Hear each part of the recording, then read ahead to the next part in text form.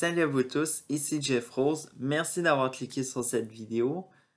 Alors donc, comme vous l'avez vu dans le sujet de cette vidéo, on va parler de l'ultime, seule et unique nouvelle qui a eu l'effet d'une bombe dans les médias canadiens cette semaine. Et je parle de Carey Price. Alors donc, pour tous ceux-là qui habitent hors du Canada ou encore qui ne se connaissent pas vraiment ou qui ne savent réellement pas où le placer, littéralement, Carey Price est un joueur professionnel de hockey canadien et qui a comme position gardien de but dans l'équipe des Canadiens de Montréal et tout ça. Alors donc, vraiment, on va se pencher dessus de ce qu'on a pu voir cette semaine comme développement et bien sûr, on va revenir dessus cette preuve d'exemple, cette preuve d'exemple, mais aussi c'est plus qu'une preuve d'exemple qu'il a faite dans cette année 2021 et on va voir ça au cours de cette vidéo. Alors donc, tout ceci a commencé par une annonce d'une absence de Price euh, au, pour les 30 prochaines, je veux dire les 30 premiers jours de la saison 2021-2022 de la LNH, soit la Ligue nationale de hockey et tout ça. Alors donc, les gens, bien sûr, étaient dans l'inconnu, ne savaient pas qu'est-ce qui s'est passé, tout ça. Et très vite, les développements sont venus très rapidement, surtout que la femme de Carey Price a publié sur son Instagram une image contenant le message de la raison de son absence et évidemment avec une belle photo de Carey Price avec ses 3 enfants qui sont magnifiques en passant. La raison fut la santé mentale. Et bien sûr, bon, on peut dire que c'est encore un fonds de c'est encore un fonds de commerce, surtout qu'on en parle abondamment de nos jours. Et bon, bref, oui, c'est quelque chose littéralement à prendre au sérieux parce qu'il faut savoir que Carey Price, on lui met beaucoup de pression, puis aussi euh, surtout qu'on s'attend qu'il fasse un travail littéralement nickel quand quand il est au but durant un match et tout ça. Alors donc, je peux comprendre un peu ce que Carey Price peut vivre un peu au niveau santé mentale. Alors donc, c'est le programme d'aide aux joueurs, programme de joueurs de la LNH qui va l'accompagner dans son cheminement et tout ça durant les 30 prochains jours et tout ça. Et on espère qu'il s'en sortira bien et qu'il reviendra avec vraiment une santé mentale littéralement en forme, puis bref, qui est prête à travailler. Et la réaction du public et tout ça, parce que on se rappelle que c'est un homme qui publie ces affaires-là parce que auparavant, dans le monde du sport, on voyait juste des femmes comme par exemple Naomi Osaka ou Simone Biles et tout ça, toutes ces femmes-là qui ont un talent extraordinaire, mais malheureusement, euh, ou ils ont un talent extraordinaire en sport, mais malheureusement, euh, la santé mentale, elle est peut-être euh, plus peut passer en premier plan que le sport qui peut devenir second plan. Et je peux comprendre ça. Mais un homme et tout ça, alors donc la réaction du public et tout ça, vous devriez peut-être plus au courant et tout ça. La réaction a été unanime. Tout le monde était d'accord que, bon, Carey Price a droit de demander de l'aide. C'est aussi très bon pour lui, tout ça. Ça peut être une excellente aussi influence pour les hommes également. C'est ce qu'on va voir aussi au niveau des hommes et tout ça. Mais également, Carey Price, s'il a fait cette preuve d'exemple d'influence qu'il a, est multiple et tout ça. Et on va voir dans deux situations respectives où il a eu de l'influence au cours de cette année 2021. Prenons par exemple le cas de chez les... Excusez-moi. Chez les Autochtones.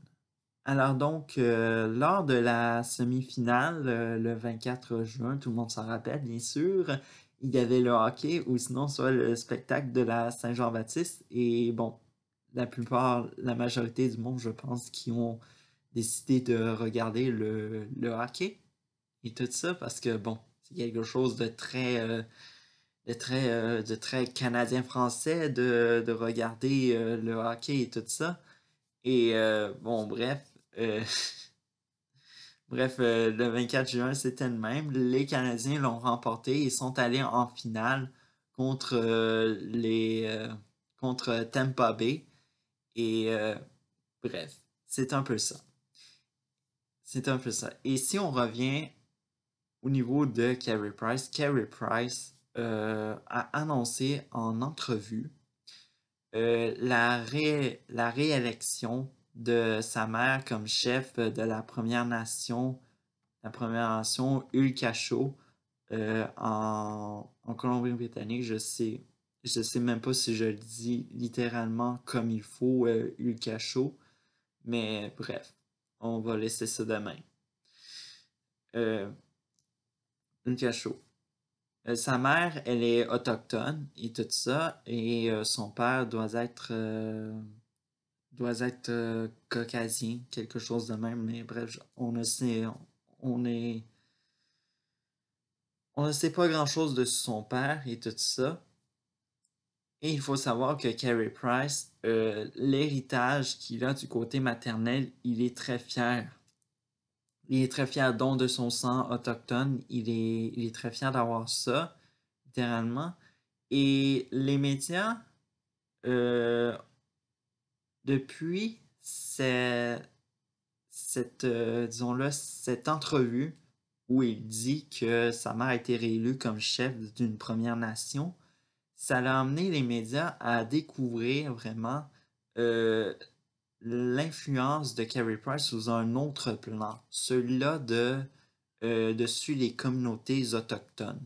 Évidemment, bon, il y a peut-être d'autres joueurs, disons-le, disons-le,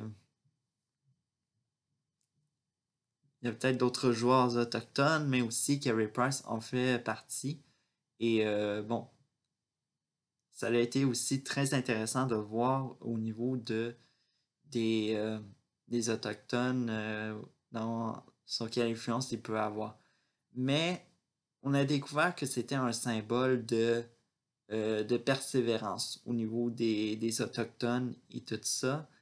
Et littéralement, dès qu'un enfant autochtone voit Carey Price, les yeux de cet enfant sont émerveillés et tout ça, et on peut le comprendre parce que Carey Price, c'est un homme qui est passé du petit garçon de Anaheim Lake et tout ça, pas très loin où il y a pas très loin où il y a la Première Nation Ulkasho, dont sa mère, elle est chef, à, disons-le, le gardien légendaire des Canadiens de Montréal pour, bien sûr, la ville de Montréal. Bref, on voit que Carey Price a progressé, disons-le, de toutes les lignes juniors jusqu'à la ligne, disons-le, majeure. La ligne majeure est la plus célèbre, la LNH. Bref, on voit que Carey Price est un symbole littéralement de persévérance pour ces personnes-là. Et bien sûr, c'est pas le seul, évidemment. Il faut pas toujours se reposer toujours dessus ces joueurs-là, les joueurs de sport, et bref, il y en a plein d'autres. Maintenant, parlons de l'autre exemple qui a fait preuve, celui de l'exemple pour les hommes, littéralement. Euh, bien sûr, euh, bien sûr, demander de l'aide devient de moins en moins tabou. Tout dépend de la région du pays où vous habitez. Et il y en a dans certaines régions où c'est encore très tabou, évidemment. Parce qu'il faut savoir que au fil des années, la mentalité des hommes a évolué et tout ça. Il y a, je pense, on peut dire, en 1980, un homme qui demande de l'aide se ferait, disons-le, traiter, il se ferait dire qu'il serait un garçon manqué ou sinon une tapette, tout ça. Et aujourd'hui, un homme qui demande de l'aide, c'est quelqu'un qui fait preuve, disons-le, de qui fait preuve d'exemple, qui est très... donc, vous voyez un peu la différence entre ce qui est mon exemple de 1980 à 2021. Les mentalités ont changé. Mais vraiment, aussi, le chemin, il reste beaucoup à faire. Et tout ça. Alors donc, on peut parler premièrement du financement et tout ça. Alors donc, c'est vrai que partout, que ce soit au niveau des femmes ou des hommes, on commence de plus en plus à découvrir euh, ce que les hommes peuvent demander comme aide et tout ça. Parce que on a beaucoup parlé de féminicide, on a beaucoup parlé euh, de beaucoup d'hommes qui tuaient leurs enfants et tout ça. Et littéralement, on a découvert que ces hommes qui avaient, disons-le, tué leur conjointe ou encore tué leurs enfants ne demandaient pas d'aide et tout. Et c'était tellement, disons-le, que la souffrance était tellement profonde que à un moment donné, ils ont explosé et c'est ça qu'est-ce qui arrive actuellement. Les hommes ne vont pas chercher de l'aide et ne vont pas, disons-le sur... c'est tellement facile de nos jours, je pense, que aller sur, je sais pas moi, sur les sites... sur les sites de recherche, taper aide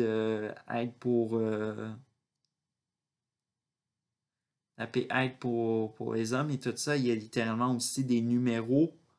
Aussi, on s'en doute qu'avec Carey Price, beaucoup d'organismes vont avoir de l'espoir que de plus en plus, que ce soit de, de personnes, disons-le, majeures ou autant mineurs, vont appeler dans les numéros qui sont à leur service pour, disons-le, parler de leurs problèmes et etc.